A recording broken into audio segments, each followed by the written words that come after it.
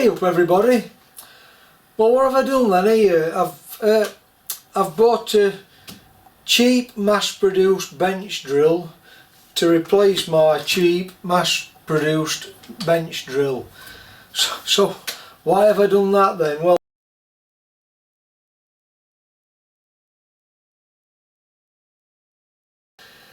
basically this come up for sale at my local model engineering club, so I bought it really cheap, and I mean cheap.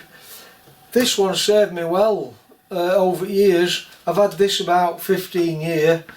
I think I only paid £10 for it second hand, and it's done all my projects, you know, that I've done in my workshop.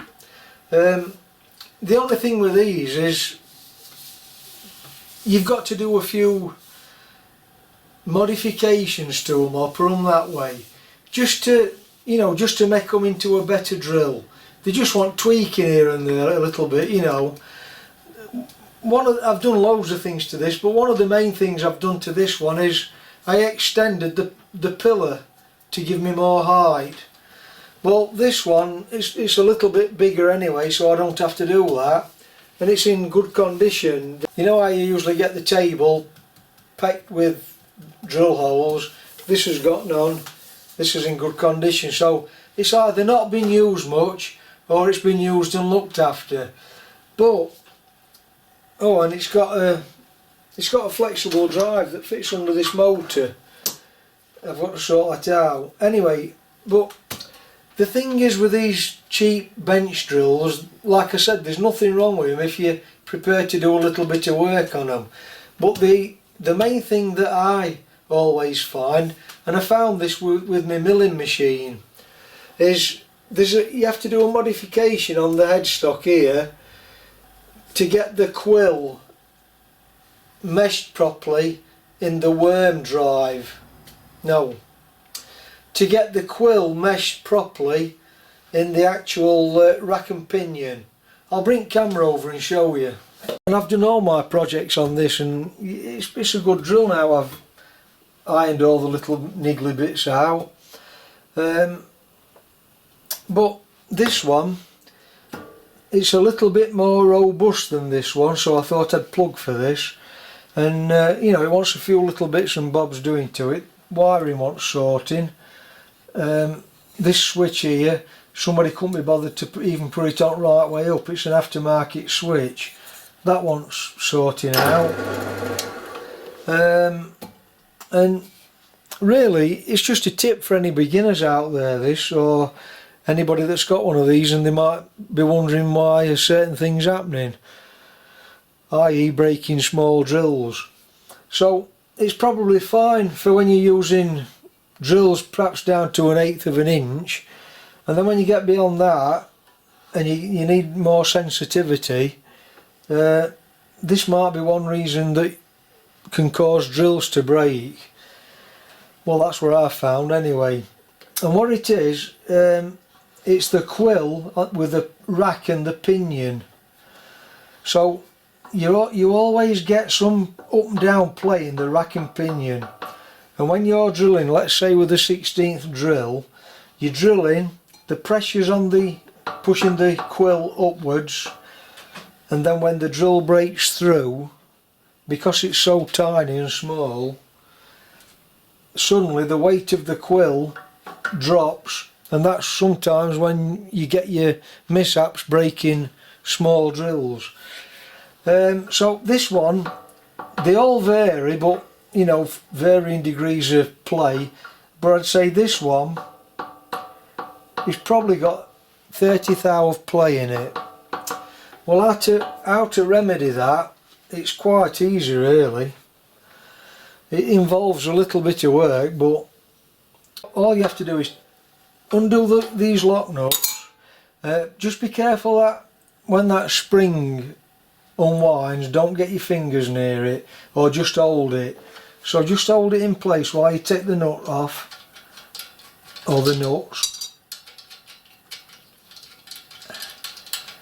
I'm not doing this now to it, I'll do this later on in here. It's just, you know, if anybody's wanting to get there and sort it out now really.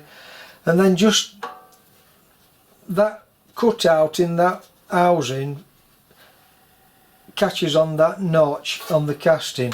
Just let that off steady so it doesn't trap your fingers, and then that's just all that is a clock spring basically, and that fits onto that slot on that shaft. And then once that's off, it's out. So it's your pinion that acts on the rack that's causing that play. So what you have to do, you might get away with doing one side, but if it's a really bad case, you probably have to do both sides. And what you have to do, you have to just bore this out or drill it out to a bigger size, and then you make some eccentric bushes to fit into it, the same diameter that it originally was. And then when you put your handle back in, that's the pinion, you turn the eccentric bushes till it turns and moves the pinion in or out of the rack on the back. And then you can either, there's two ways you can do this. You could make a eccentric bush with a flange on that you fasten to the casting, like I did on one of my videos with my milling machine improvement. It's a bit more involved with milling machine because you've got a fine feed here, so all that has to come off as well. And also that already had eccentric bushes in it. I just had to make some more bronze bushes with a bigger eccentric on because there wasn't enough eccentric on the bushes that was in to take the play out. You'll see that in my video. It's one of my early videos that it's a bit rough round edges, but you'll get the gist of it anyway if you watch it. Or you could just make some eccentric bushes, and once you've got them set in the right position, you could just Loctite them in. But you must make sure you get that up and down movement out before the Loctite sets. It's like I said, you might get away with doing one side, but you might have to do the other side as well. I'll show you the other side. It's a bigger diameter. It is beneficial if you can get away with just pulling one side in. I know you might think it's going to bring it all out of line, but we're only talking a few thou. Unless it's really bad, like I said, and then you'll have to do both sides to keep it, you know, everything in line. And then once you've got them eccentric bushes on, you just put your clock spring back on, I'm calling it, and wind that up to the tension that you would like. In my case, I don't want much tension on. I don't like it springing back too much. And then just put your lock nut back on.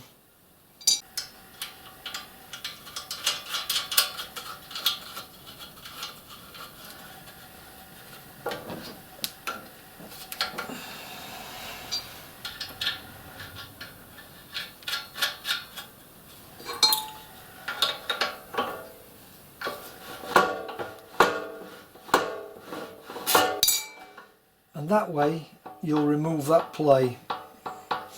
I'm going to do that later on in here. It's just a quick tip really for anybody that might want to do it now. And if you want a little bit more detail on how to do it, my milling machine video will give you the gist or the flavour of how it's done with the eccentric bushes. So there you go then, I think that's it. Well, that's it then. That's just a little tip there for anybody that might not know it, or anybody that's just coming into this hobby. Don't be put off by these cheap mass-produced bench mills or drills. If you're prepared to do a little bit of fine-tuning on them and a little bit of work, you'll find out that you get an improved drilling machine that will be good enough for anything you do really. It served me well in past anyway, this one, and I've done all my model engineering projects on this. You know what they say, don't you? A bad craftsman always blames his tools. And that's true sometimes. But yeah, I found these work fine once you've got them all sorted out. Anyway, I'll be doing that later on in the year as we get more into winter months, I think. So if you found that useful, interesting, give me a thumbs up and a subscribe, I'd appreciate that. And I'll catch you next time then. Thanks for watching. Bye for now.